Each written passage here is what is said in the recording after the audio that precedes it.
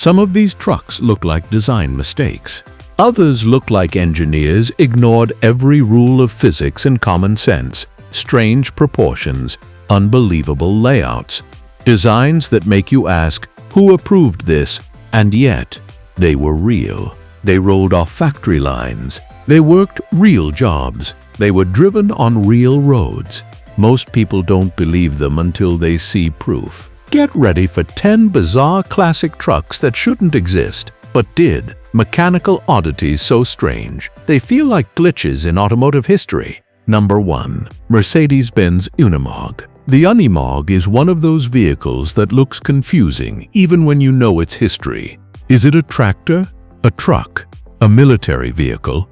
The truth is that it was designed to be all of those at once, and that ambition is exactly what makes it so bizarre. The name Unimog itself is short for Universal Motor Gerät, meaning Universal Motor Machine, which perfectly captures its original purpose. Developed in Germany in the late 1940s, immediately after World War II, the Unimog was created to help rebuild agriculture in a country facing fuel shortages, destroyed infrastructure, and limited access to specialized machinery. Unlike conventional trucks, the Unimog used 4 equal-sized wheels, a ladderless flexible frame, and portal axles, which raised the vehicle's ground clearance far above what normal trucks could manage. This allowed it to drive directly over crops without damaging them, while still being able to tow plows, run harvesting equipment, or operate stationary machinery using front and rear power takeoff shafts. No other road-legal vehicle of the time combined these functions in one platform. To make things even stranger, the Unimog could travel at highway speeds, something tractors simply could not do. When Mercedes-Benz took over production in 1951, the Unimog slowly drifted away from purely agricultural use and into roles nobody originally planned. Militaries adopted it for its off-road capability, emergency services used it for snow clearing and disaster relief, and utility companies relied on it to reach terrain normal trucks could not survive. The Unimog suspension allows extreme axle articulation, meaning all 4 wheels remain in contact with the ground even on severely uneven surfaces. Visually, this makes it look like a truck that is bending in half while driving, something that still surprises people today. What truly makes the Unimog feel like it shouldn't exist is how long it has remained relevant. While countless experimental vehicles faded away, the Unimog continues to evolve, with modern versions still using the same fundamental engineering principles laid down more than 70 years ago. It is not fast, luxurious, or cheap, but it is almost unstoppable. In a world where vehicles are increasingly specialized, the Unimog stands as a rare example of extreme versatility taken to a level that borders on absurd, yet somehow works flawlessly. Number 2. Tatra T813. Coloss. The Tatra T813, especially in its massive 8x8 Coloss configuration, looks less like a truck and more like a moving industrial structure. Built in Czechoslovakia starting in 1967, the T813 was designed during the Cold War for military and heavy industry roles, where reliability mattered more than comfort, efficiency, or visual elegance. What makes the T813 truly bizarre is that it was engineered around a concept almost no other truck manufacturer dared to pursue: a central tubular backbone chassis instead of a traditional ladder frame. This backbone tube ran the entire length of the vehicle and housed the drive shafts inside it, protecting them from damage while dramatically increasing structural strength. Independent swinging half-axles were mounted to this backbone, allowing the T813 to maintain traction in terrain that would immobilize conventional trucks. Combined with an air-cooled V12 diesel engine, the T813 eliminated the need for a vulnerable radiator system, an enormous advantage in extreme cold, desert heat, or combat zones. The Coloss variant lived up to its name. With 8 driven wheels, enormous tires, and a curb weight exceeding many modern armored vehicles, it was capable of hauling artillery, missile systems, bridging equipment, and heavy trailers through mud, snow, forests, and undeveloped roads.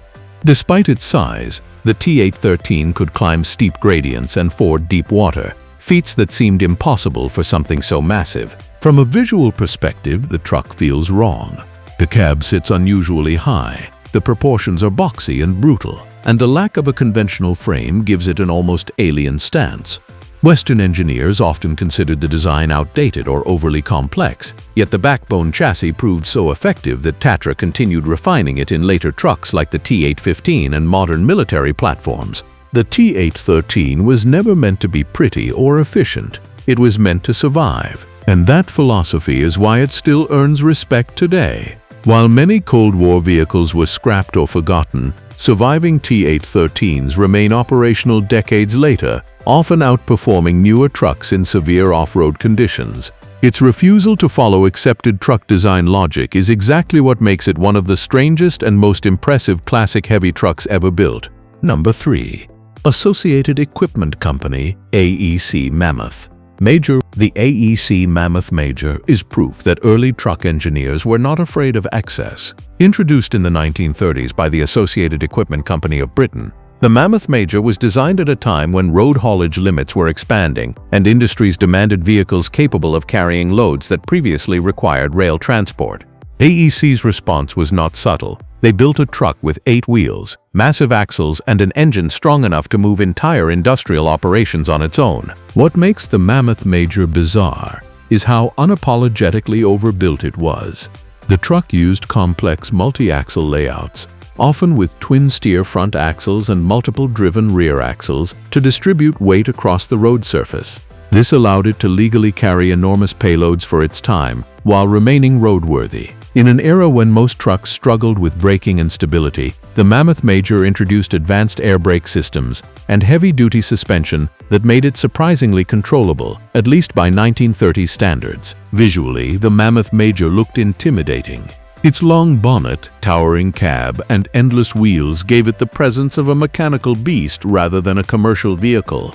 It was commonly used as a tanker, heavy hauler, or specialized transport platform, often hauling loads that would cause modern observers to question road safety regulations altogether. During World War II, Mammoth Major designs influenced military heavy transport thinking, proving that road vehicles could handle logistics once reserved for railways. After the war, changing regulations and more efficient diesel technology eventually made such extreme designs unnecessary, but the Mammoth Major had already secured its place in trucking history. Today, the Mammoth Major feels almost surreal, an artifact from a time when engineering problems were solved by adding more steel, more axles, and more power.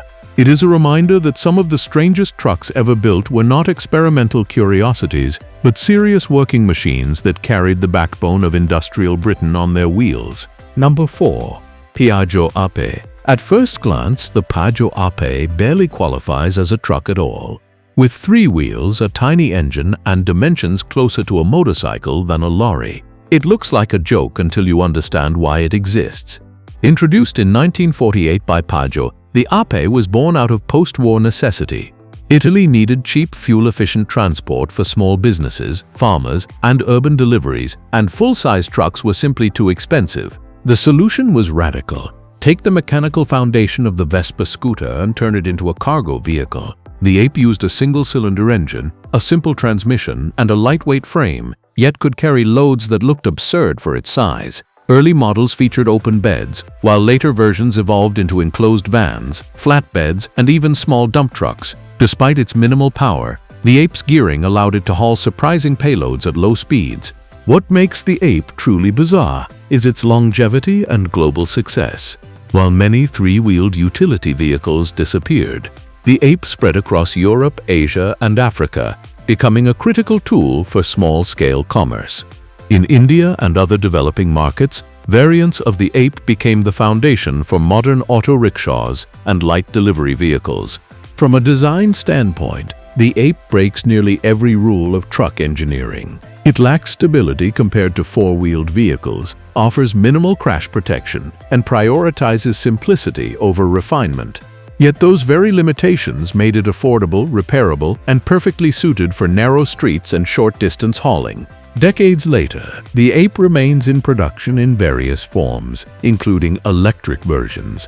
That alone makes it extraordinary. A vehicle that looks like it should have been a temporary post-war solution instead became one of the most enduring and recognizable light trucks in history, proving that sometimes the strangest ideas are the ones that survive the longest. Number 5. Sentinel Wagon Works. Steam wagons. The idea of a steam-powered truck driving alongside petrol and diesel vehicles feels almost impossible today. Yet steam wagons were not only real, they were commercially competitive well into the early 20th century. Sentinel Wagon Works, based in Shrewsbury, England, was one of the most advanced builders of these machines. Unlike early steam road vehicles that resembled traction engines with cargo beds attached, Sentinel developed compact vertical boiler steam wagons that looked and behaved more like conventional trucks. What makes Sentinel steam wagons so bizarre is how late they survived. While internal combustion engines were clearly the future by the 1920s, steam still offered advantages. Massive low-end torque, simple fuel flexibility, coal, coke, or wood, and proven reliability for heavy loads.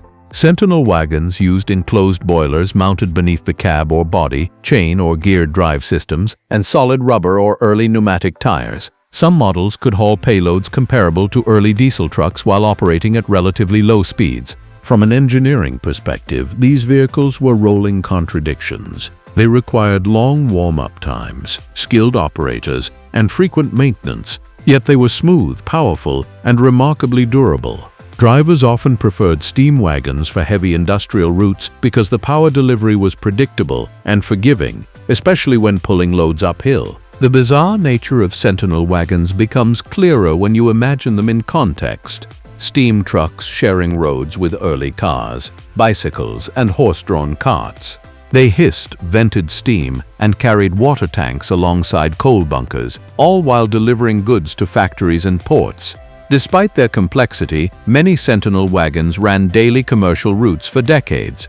Ultimately, taxation policies, labor costs, and improving diesel technology sealed their fate. By the 1930s, steam wagons were no longer economically viable for most operators. However, their existence proves that the evolution of trucks was not a straight line. For a brief but fascinating period, the future of road haulage could just as easily have been powered by boilers instead of pistons. That lingering what-if is exactly why steam wagons remain some of the strangest trucks ever to operate on public roads.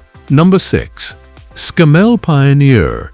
The Scammell Pioneer was never meant to be elegant, efficient, or comfortable. It was designed to do one thing exceptionally well: recover and move extremely heavy equipment under impossible conditions. Introduced in the late 1930s, the Pioneer quickly became one of Britain's most important heavy-duty vehicles during World War II, serving as an artillery tractor, tank transporter, and recovery vehicle. What makes the Pioneer bizarre is its extreme specialization.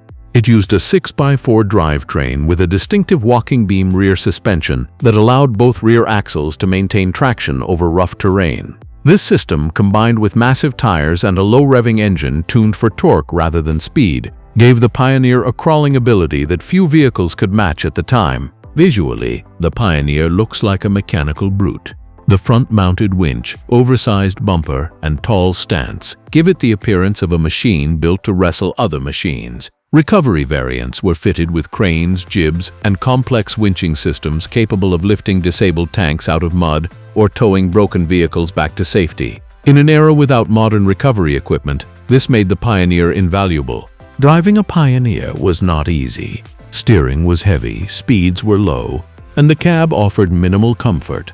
Yet crews trusted it because it worked. It could operate in mud, snow, sand, and bomb-damaged roads where normal trucks failed. That reliability turned it into a legend among military logistics units. After the war, many Pioneers found second lives in civilian heavy recovery roles, construction, and forestry. Even decades later, restored examples demonstrate astonishing capability. The Pioneer feels strange today because it represents a mindset that modern trucks rarely embody: total dedication to a single brutal task, with no compromises for convenience or efficiency. It exists at the intersection of truck and battlefield machinery, and that's exactly why it still fascinates enthusiasts. Number 7. CRAZ 255. The CRAZ 255 is not subtle, refined, or user-friendly, and that is entirely the point. Developed in the 1960s by the CRAZ factory in what is now Ukraine, this 6x6 heavy truck was designed for military logistics across the vast and undeveloped territories of the Soviet Union. Its mission was simple: keep moving, no matter the terrain, weather, or maintenance conditions. Everything about the CRAZ 255 feels excessive. It used a large, naturally aspirated diesel engine, enormous off-road tires, and a drivetrain built to tolerate abuse rather than precision. Power steering was often absent in early versions, making it physically demanding to drive. Fuel consumption was high, but fuel availability mattered less than reliability in Soviet doctrine. What makes the truck bizarre is how unapologetically primitive it feels, even by the standards of its own era. While Western manufacturers increasingly emphasized driver comfort and efficiency, the Coloss focused on strength and simplicity. Electronics were minimal, tolerances were loose, and components were designed to be repaired in the field with basic tools. The Coloss 255 excelled at hauling missile trailers, bridging equipment, fuel tankers, and recovery rigs. Its off-road performance was legendary, capable of traversing deep mud and snow that immobilized lighter vehicles. However, that capability came at a cost. It was loud, uncomfortable, and intimidating to operate. From a modern perspective, the Coloss 255 feels like a truck that shouldn't exist outside a war zone. Yet thousands served for decades. Some remain in service today, which is perhaps the most bizarre fact of all. It stands as a rolling example of Cold War engineering philosophy. Build it simple, build it strong, and assume conditions will always be hostile. Number 8. Decorator. Decorator is not a single truck model, but it is one of the strangest truck phenomena ever to emerge. Originating in Japan during the 1970s, Decorator, short for decoration truck, transformed ordinary commercial vehicles into extravagant illuminated artworks. These trucks featured chrome-plated panels, neon lighting, hand-painted murals, ornate bumpers, and interiors lined with velvet, mirrors, and custom upholstery. The movement was inspired partly by Japanese cinema and partly by trucker pride. Long-haul drivers spent weeks away from home, and their trucks became personal spaces as much as tools of labor. Decorating them was a way to assert identity and craftsmanship in a profession often overlooked. What makes Decorator truly bizarre is the contradiction it represents. These trucks still hauled cargo, complied with regulations, and operated on public roads, yet they looked like carnival floats or science fiction props. Some builds took years and enormous personal investment, turning commercial vehicles into deeply personal expressions. Authorities eventually restricted extreme modifications, leading to a more subdued modern style, but the culture never disappeared. Today, Decorator trucks appear at festivals and shows, celebrated as cultural icons. Decorator proves that even the most utilitarian machines can become art.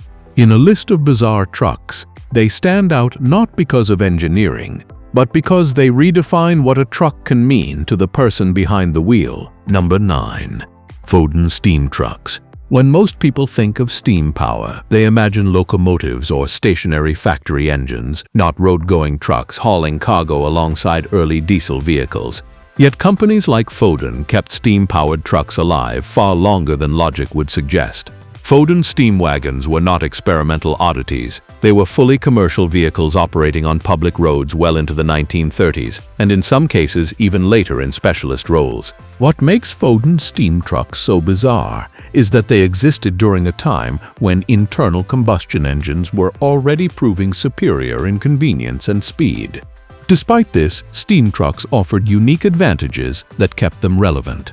Steam engines produced enormous torque at very low speeds, making them ideal for heavy haulage, hill climbing, and industrial routes where frequent stops were common. They also ran on inexpensive solid fuels such as coal or coke, which could be cheaper and more readily available than petrol or diesel in certain regions. Foden refined steam truck design to an impressive degree. Their wagons featured enclosed boilers, proper steering systems, driver cabs, and load bodies that made them resemble conventional trucks more than agricultural traction engines. Some models used chain drive systems, while others adopted geared transmissions to improve efficiency and control. Operators who understood steam technology often preferred these trucks for reliability, as a well-maintained boiler could run for decades. However, the drawbacks were significant. Steam trucks required skilled operators, long warm-up times, and constant attention to water levels and pressure. Government regulations and taxation increasingly favored internal combustion engines, and labor costs rose as steam operation demanded more manpower. By the mid-20th century, steam trucks were no longer economically viable. Today, preserved Foden steam wagons are museum centerpieces and rally stars, drawing crowds wherever they appear. Seeing one moving under its own power on modern roads feels surreal, a reminder that truck history did not follow a single clean technological path. The fact that steam-powered trucks were once serious competitors in road haulage makes them some of the strangest yet most fascinating commercial vehicles ever built. Number 10. Walk-Thru and Q Series. The Walk-Thru is a perfect example of how practicality can lead to strange-looking machines. Introduced in the 1960s, this British light commercial vehicle was designed specifically for urban delivery work, where drivers needed to enter and exit the vehicle dozens, sometimes hundreds of times per day. Instead of focusing on exterior styling or traditional truck proportions, engineers designed the vehicle around the driver's movement inside the cab. The result was a forward control van with an unusually low step-in height, flat interior floor, and wide sliding doors. Drivers could walk through the cab directly into the cargo area without stepping outside, saving time and reducing fatigue. From the outside, however, the Walk-Thru looked awkward, short nose, tall body, and proportions that felt more industrial appliance than vehicle. The military-derived Q Series versions took this odd design philosophy even further. Built for rugged service, these trucks were adapted for off-road use, communication units, and logistics support.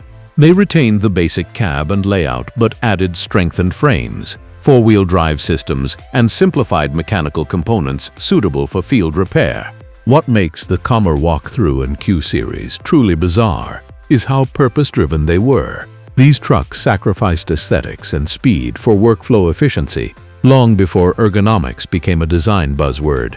In many ways, they predicted modern delivery vehicle design decades ahead of time. Despite their clever layout, vehicles eventually disappeared as larger manufacturers absorbed the brand and more standardized vans took over the market. Yet their influence remains visible today in step vans, parcel delivery trucks, and modern urban logistics vehicles. The Walk-Thru proves that sometimes the strangest trucks are not the biggest or most powerful, but the ones that rethink how humans actually interact with machines. It may look wrong, but it worked, and that makes it a perfect final entry in any list of bizarre classic trucks that truly existed. So that's it for today. If you like this video, then please hit the like and subscribe button for more videos. Thanks for watching.